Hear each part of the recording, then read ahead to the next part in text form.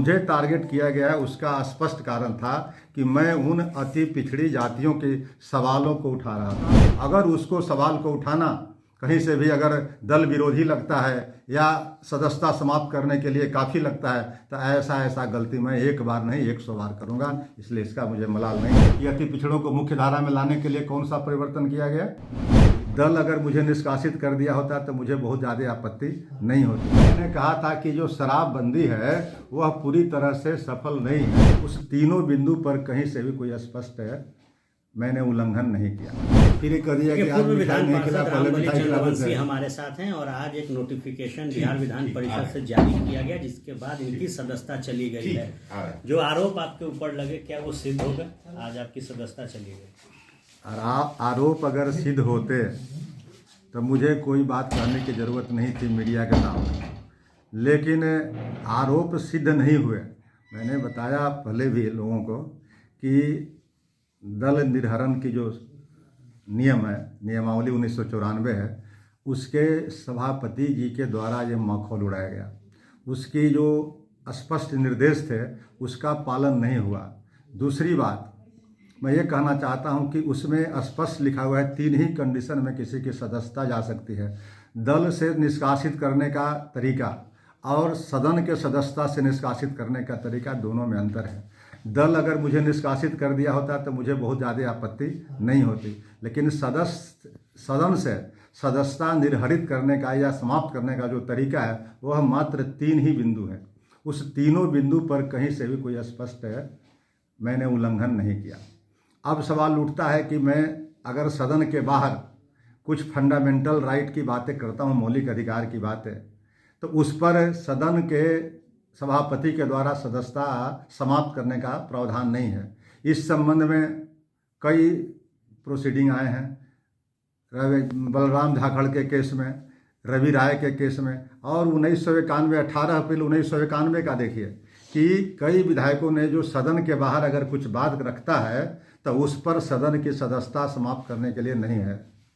ये पहले ही नियम बन चुका है और उस पर कई आदेश भी आ चुके हैं। आपको क्यों टारगेट किया गया सुनील सिंह की तरफ से? सुनील सिंह का नहीं मैं कहूँगा, मैं तो कहूँगा पार्टी का। सुनील सिंह चूँकि वो मुख्य सचेतक की भूमिका में थे, इसलिए जो पार्टी के सुप्रीमो जो कहेंगे, या तेजस्वी यादव जी कहेंगे या लालू प्रसाद जी कहेंगे, उसका वो पालन करेंगे।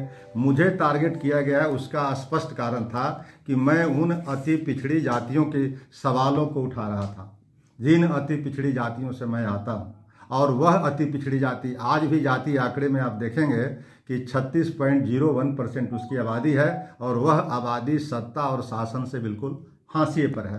तो हाशिए पर लोगों को अगर हम मुख्य धारा में लाने का कोई सवाल उठा रहे हैं और वह सवाल जो 2015 में तेली, तमोली, दांगी अपेक्षाकृत संपन्न जातियों को अति पिछड़ा वर्ग में डाल दिया गया, जो जिससे जननायक कर्पूरी ठाकुर की जो संकल्पना थी 1978 में, वह एक तरह से अर्थहीन हो गया आरक्षण ही। उस सवाल को मैं उठा रहा हूं और 110 जाति बनाम 3 जातियों का है, तो 110 जाति जो गरीब गुरबा है उसकी सवाल को मैं उठाते रहूँगा। अगर उसको सवाल को उठाना कहीं से भी अगर दल विरोधी लगता है या सदस्यता समाप्त करने के लिए काफ़ी लगता है तो ऐसा गलती मैं एक बार नहीं 100 बार करूंगा। इसलिए इसका मुझे मलाल नहीं है। महागठबंधन की जब सरकार थी उस दौरान आपके ऊपर कार्रवाई की जो बात थी चल रही थी, अति पिछड़ों की आप बात कर रहे हैं। कहा जाता है लालू प्रसाद ने अति पिछड़ों को बल दिया, क्या आपसे घबरा गए?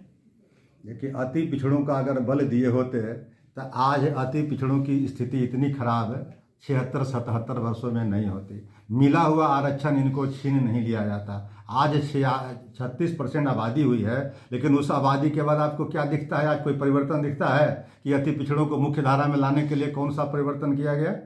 कोई परिवर्तन नहीं किया गया। इसलिए जो भी दबंग पिछड़े जाति के लोग हैं जिनका शासन 35 वर्षों से लगातार चला रहा है, 34 वर्षों से, वो लोग चाहते हैं कि जो हाशिए पर रहे लोग हैं और किनारे चल जाए, और यथा स्थितिवादी जो लोग होते हैं वो चाहते हैं कि जिस तरह से सत्ता हम लोग चला रहे हैं उसी तरह से आगे भी चलाते रहें। लेकिन अब अति पिछड़ा वर्ग के लोग, दलित वर्ग के लोग इस उठ गए हैं, जग गए हैं। अब वो सोने वाले नहीं हैं, अब अपने हक और अधिकार की बात कर रहे हैं। इसलिए मुझे सदस्यता का सवाल नहीं है, मुझे तो सवाल है उन लोगों का जिन लोगों के हितों के लिए मैंने अपनी आवाज़ उठाई थी, और वह आवाज़ मैं आगे भी उठाते रहूँगा कि लोकतंत्र की हत्या हुई है, नियम की धज्जियाँ उड़ाई गई है, और अति पिछड़ा विरोधी जो सरकारें हैं या अति पिछड़ा विरोध का जो नाटक किया जा रहा है, उस जो सच्चाई को हम पर्दाफाश करेंगे और लोगों के बीच में जाएंगे कि आज भी आज़ादी के 77 वर्षों के बाद भी अति पिछड़े वर्ग के एक व्यक्ति की आवाज़ भी अगर बाहर निकलती है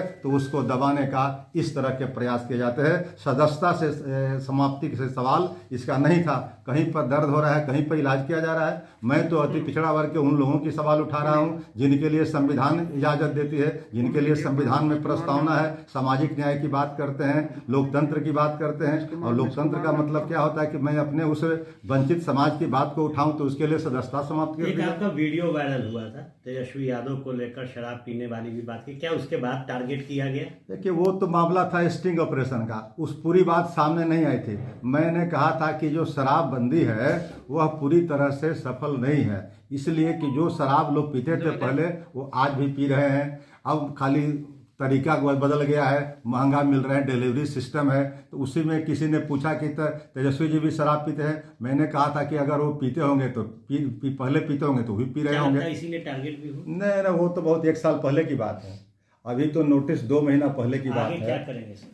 आगे देखिए, मैंने कहा कि मैं न्यायालय में जाऊंगा और अपने लोगों के बीच में जाऊंगा जिनकी आवाज़ को मैं उठा रहा था, जिनको आवाज़ के दबाने की जो कुत्सित प्रयास किए गए हैं, साजिश की गई है, उनके लोगों के बीच में जा करके उनके सवाल को मैं आगे गोलबंद करूंगा और आगे और भी लड़ाई लड़ूंगा इसकी। अति पिछड़ों के लिए लड़ाई लड़ी जाएगी और अब जब सदस्यता गई है तो न्यायालय में इसको चैलेंज किया जाएगा। बने रहिए फर्स्ट बिहार झारखंड के साथ, खबरों का सिलसिला यूं ही चलता है। पैनोरमा ग्रुप, जो सोचता है वो करता है। ये लो, मुंह मीठा करो। आज मैंने अपना जॉब छोड़ दिया, अब हम पूर्णिया वापस जाएंगे। जॉब छोड़ दिया है? मतलब ये घर कैसे चलेगा? हम करेंगे क्या? और माँ बाबूजी क्या बोलेंगे? इसलिए मैं एक और मिठाई का डब्बा लाया। अपने बिजनेस के लिए लोन अप्रूव हो गया। अरे लोन अप्रूव हो गया वो तो ठीक है, लेकिन पूर्णिया में हम रहेंगे कहाँ? अपना घर भी तो नहीं है वहाँ। इसलिए तो एक और मिठाई का डब्बा अलग से लाया हूँ। हमने पूर्णिया में घर ले लिया है, पूर्णिया के ई होम्स पैनोरमा में। पूर्णिया में पैनोरमा ग्रुप लेकर आए हैं ई होम्स पैनोरमा। बड़ा घर, आलीशान जिंदगी और अत्याधुनिक सुविधाओं के संग। अरे अब क्यों मुंह मीठा करवा रही हो? क्योंकि हम घर वापसी जो कर रहे हैं। घर वापसी की खुशी पूर्णिया में ई होम्स पैनोरमा के संग। ई Homes Panorama, luxurious lifestyle redefined.